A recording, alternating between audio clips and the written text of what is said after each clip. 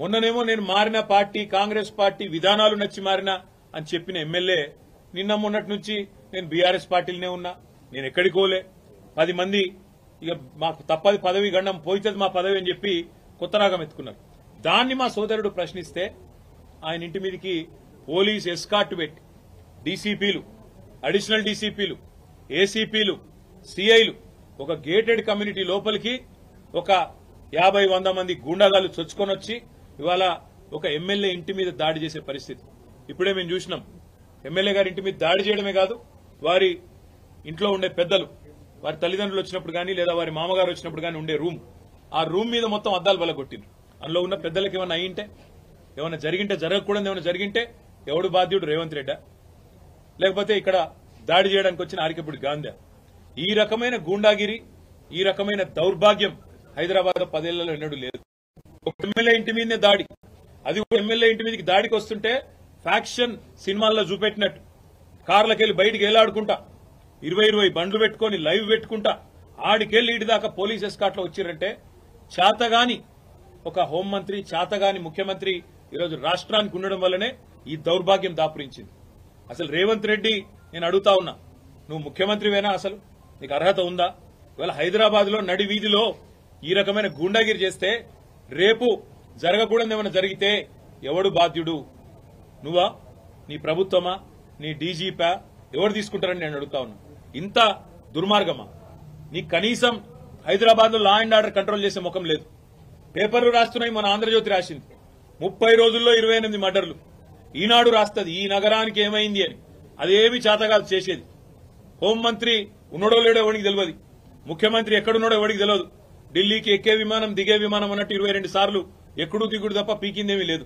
కనీసం హైదరాబాద్ లో శాంతి భద్రతలను కంట్రోల్ చేయలేని దౌర్భాగ్యపు ముఖ్యమంత్రి ఇవాళ ఒక ఎమ్మెల్యే ఇంటి మీదికి మాత్రం గూండాలను పోలీసులు ఎస్కాట్ ఇచ్చి పంపిన ఒక దౌర్భాగ్యపు చరిత్రహీన ముఖ్యమంత్రిగా రేవంత్ రెడ్డి మిగిలిపోతాడు. నేను అడుగుతా ఉన్నా మా కౌశిక్ రెడ్డి అడిగిన ప్రశ్ననే, ఏ పార్టీలో ఉన్నావు గాంధీ?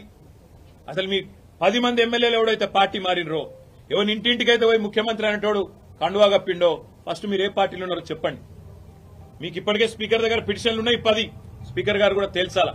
ఇవన్నీ కాదు, ఇవేమీ లేదు, మేము రైతు రుణమాఫీ మీద అడిగితే, లేదా వరద బాధితుల తరఫున ప్రశ్నిస్తే, లేదా రైతు బంధు ఎప్పుడేస్తావని అడిగితే, మహిళా సోదరిమణులకు 2500 ఎప్పుడు ఇస్తావని అడిగితే, లేదా పెన్షన్లు ఎప్పుడు పెంచుతావని అడిగితే, 100 రోజుల్లో గ్యారంటీలు అమలు చేస్తా అన్న సన్నాసి ఎక్కడ తెచ్చిండు ముఖ్యమంత్రి అని అడిగితే తట్టుకోలేక హెడ్లైన్ మేనేజ్మెంట్ కోసం, అటెన్షన్ డైవర్షన్ కోసం ఒక దిక్కు హైడ్రా అని హైడ్రామా, ఇంకో దిక్కు ఈ రకంగా ఎమ్మెల్యేల ఇంటి మీదకే గూండాలను పంపడం అంటే దీనికంటే సిగ్గుచేటు ఇంకొకటి ఉండదు. తప్పకుండా నేను రేవంత్ రెడ్డిని అంటా ఉన్నా, చరిత్రలో నీలాంటి పనికిమాలిన ముఖ్యమంత్రులు, నీలాంటి తలమాసిన ముఖ్యమంత్రులు మస్తుగా వచ్చిండ్రు, మస్తుగా పోయినారు. పెద్ద పెద్దోళ్లతోనూ కొట్లాడినాం, చంద్రబాబుతో కొట్లాడినాం, రాజశేఖర రెడ్డితో కొట్లాడినాం, కిరణ్ కుమార్ రెడ్డితోని, రోషయ్య గారితో ఎంతో మందితో తలపడ్డాం. నువ్వు వాళ్ళందరికంటే కూడా చాలా చిన్నోడు, చిట్టినాయుడు, నువ్వు చాలా చిన్నోడవు. నేను మా దగ్గర మా భాషలో చెప్పాలంటే హైదరాబాద్ లో బుల్లబ్బాయి అంటారు నీలాంటి వాళ్ళు. ఇలాంటి బుల్లబ్బాయిలు, చిట్టినాయుడులో చాలా మందిని చూసినాం. ఏం ఫరక్ పడేది కూడా ఏం లేదు, ఏం ఇంటికి కూడా వీకలేవు. కానీ ఏదో పైశాచిక ఆనందం, 4 రోజులు ముఖ్యమంత్రి పదవిలో కూర్చున్నా, నేనేందో పెద్దోడిని అయిపోయినా అనేదో ఎగిరెగిరి పడతా ఉన్నావు. రేవంత్ రెడ్డి గారు అధికారం ఎవరికి శాశ్వతం కాదు. నువ్వు ఒక దుష్ట సాంప్రదాయానికి తెరలేపుతా ఉన్నావు. ఇది తప్పకుండా నిన్ను దహిస్తుంది, నిన్ను వెంటాడుతుంది. రేపు నువ్వు పదవిలోకి దిగిపోయినాక తప్పకుండా నువ్వు ఈరోజు ఏదైతే దుష్ట సాంప్రదాయాలు నెలకొల్పుతున్నావో ఇవన్నీ నీకే చుట్టుకుంటాయనే మాట కూడా నేను వారిని హెచ్చరిస్తా ఉన్నా. తప్పకుండా ఈ 10 మంది మీద వేటు వేయాల్సిందే. అదేవిధంగా కౌశిక్ రెడ్డి గారి ఇంటి దాకా గూండాలను తీసుకొచ్చిన పోలీసులు ఎవరైతున్నారో వాళ్ళని కూడా వదిలిపెట్టాం.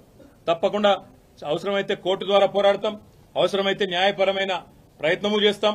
డీజీపీ గారు కనుక స్పందించి ఇక్కడ ఏసీపీ, సిఐ ఎవరైతే దగ్గర ఉండి మరి గూండాలను తీసుకొచ్చి గేటెడ్ కమ్యూనిటీ లోపలికి తీసుకొచ్చి ఎమ్మెల్యే ఇంటి మీద దాడి చేయించడానికి అన్ని రకాలుగా ఇక్కడ రంగం సిద్దం చేసినారో వాళ్ళని తప్పకుండా సస్పెండ్ చేయాలి, వాళ్ళ మీద చర్య తీసుకోవాలని చెప్పి కూడా నేను కోరుతా ఉన్నా.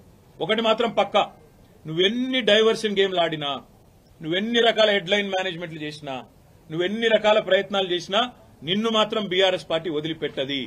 6 గ్యారంటీలు ఏమైనా అని అడుగుతూనే ఉంటాం. రైతు రుణమాఫీ ఎప్పుడు చేస్తామని అడుగుతూనే ఉంటాం.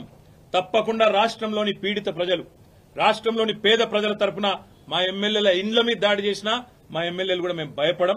తప్పకుండా నిన్ను నిలదీస్తూనే ఉంటామని చెప్పి కూడా చెబుతూ ఇవాళ మా తమ్ముడికి సంఘీభావం చెప్పడానికి ఇక్కడ దాకా వచ్చినాం అందరం కూడా. తప్పకుండా భవిష్యత్తులో కూడా ఏ ఒక్క నాయకుడు ఏ ఒక్క కార్యకర్త మీద ఎక్కడ ఇలాంటి సంఘటన జరిగినా అందరం కూడా అందుబాటులో ఉంటాం, అందరం కూడా తప్పకుండా తరలి వస్తామని చెప్పి కూడా తెలియజేస్తూ, మొన్న ఇక్కడికి వచ్చిన హరీష్ రావు గారిని మా గౌరవ సీనియర్ శాసనసభ్యులందరినీ కూడా తలకొండపల్లికి తీసుకుపోయి ఇంకెక్కడెక్కడికో తీసుకుపోయి అష్టదిగ్బంధం చేసి ఎక్కడెక్కడికో తీసుకుపోదాం అనుకుంటే ఎక్కడికక్కడ ప్రజలు స్వచ్ఛందంగా వేలాదిగా ముఖ్యమంత్రి సొంత జిల్లాలోనే ప్రభుత్వానికి చుక్కలు చూపెట్టినారు. వేల మంది రోడ్ల మీదకి వచ్చినారు. అర్ధరాత్రి కూడా 10:30, 11 దాకా వేలాది మంది రోడ్ల మీదకి వచ్చి ఆ రోజు తలకొండపల్లి పోలీస్ స్టేషన్ కావచ్చు లేదా కేశంపేట పోలీస్ స్టేషన్ కావచ్చు ఎక్కడికక్కడ ఎదురు తిరిగి ఈ ప్రభుత్వానికి పాలమూరు పౌరుషం చూపెట్టినందుకు వారికి, అదేవిధంగా నిన్న ఒక్క అరికపూడి గాంధీని హౌస్ అరెస్ట్ చేస్తే పోతున్నాయి కదా, దానికోసం నిన్న మొత్తం రాష్ట్రంలో వేలాది మంది బీఆర్ఎస్ కార్యకర్తలను హౌస్ అరెస్ట్ చేశారు. కానీ గాంధీకేమో ముంగట పోలీస్ ఎస్కాట్లు మంచిగా బ్రహ్మాండంగా ఏసీపీలు డీసీపీలు దగ్గరే ఉండి గూండాలను తీసుకొచ్చి ఇక్కడ దాడి చేపించిండ్రు. అక్కడ మాత్రం మొత్తం రాష్ట్రంలో వేలాది మంది మా కార్యకర్తల నాయకులను హౌస్ అరెస్ట్ చేయడం జరిగింది. ఇది ఏ రకంగా మంచిదో రాష్ట్ర ప్రజలు కూడా ఆలోచించాలని చెప్పి కోరుతూ, ఈ హింసాయుతమైన పద్ధతులు 10 ఏళ్లలో తెలంగాణలో ఎన్నడూ చూడలే. ఎన్నడూ తెలంగాణలో ప్రాంతీయం మన రాష్ట్రం ఏర్పడిన తర్వాత ప్రాంతీయ భాష పేరు మీద గాని ప్రాంతీయ తత్వం పేరు మీద గాని ఆంధ్ర తెలంగాణ పంచాయతీలు గాని ఎక్కడ జరగలేదు.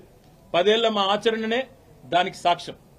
మేము చెప్పినాం తెలంగాణ వచ్చిన తర్వాత ఈ పంచాయతీలకు మనకు టైం ఉండదు, అభివృద్ధి సంక్షేమం దాని మీదే ఉంటామని చెప్పినాం, అట్లే నడిపినాం.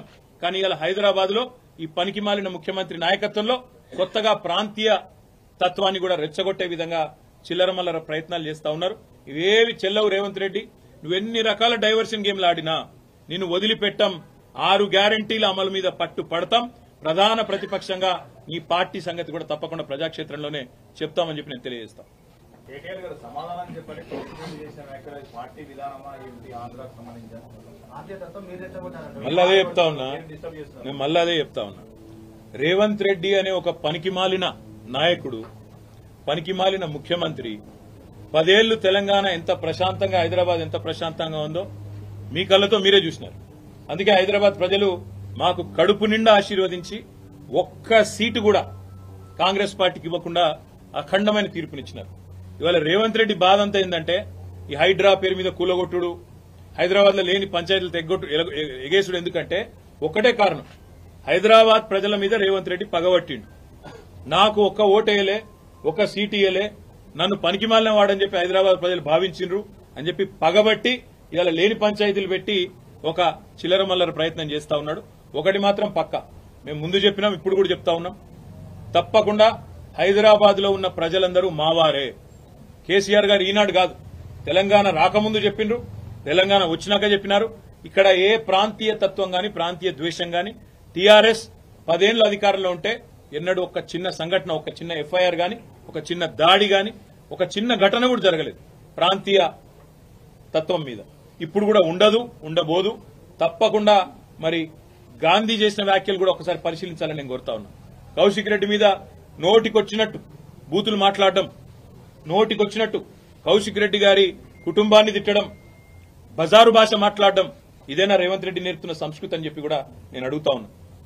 తప్పకుండా మా పార్టీ పరంగా మాత్రం 100% ఈ ప్రభుత్వాన్ని మాత్రం వదిలిపెట్టాం. ప్రజలకిచ్చిన హామీలు తప్పకుండా నెరవేర్చేదాకా ఎంబడబడతాం అనే మాట మళ్ళీ ఒకసారి చెప్తాం. గాంధీ స్టిల్ బీఆర్ఎస్ లోనే ఉన్నా అంటున్నాడు. నేను కావాలా కౌశిక్ రెడ్డి కావాలా తెలుసుకోమంటున్నాను. దీన్ని కామెడీ అంటారు. ఎందుకంటే మీరు అడగడంలోనే కామెడీ. నేను చూసిన ఆయన నేను ఏదో సమావేశం పెడతా మన్ను పెడతా అంటే విలేకరులు అడుగుతారు ఏ పార్టీ సమావేశం పెడతావు సార్. ఇప్పుడు కొంతమంది ఎట్లయిపోయారంటే రాజకీయాల్లో కమెడియన్స్ కంటే ఎక్కువ హాస్యాన్ని పండిస్తా ఉన్నారు. ఆయననే పెట్టుకుంటాడు, నేను చేరిన కాంగ్రెస్ లా అదేదో రేవంత్ రెడ్డి ఏదో పీకి పందిరేసిండు, హైదరాబాద్ లో ఏదో చేస్తాడు, నేను అందుకే అందులో చూస్తున్నా అన్నాడు. నేను అడుగుతున్నా గాంధీని, నువ్వు మొన్న ఎలక్షన్లు ఏం చెప్పినావు శేర్లింగంపల్లి ఓటర్లకు? 9,500 కోట్ల రూపాయలతో కేసీఆర్ గారు కేటీఆర్ గారు హైదరాబాద్ అభివృద్ధి చేసిండు, మా శేర్లింగంపల్లి అభివృద్ధి చేసిండు, అందుకే ఓటు అడుగుతున్నా అన్నావు. మరి నేను అడుగుతున్నా గాంధీని, నువ్వే కదా కాంగ్రెస్ లో పోయినావు, 9,500 కోట్ల అభివృద్ధి మరి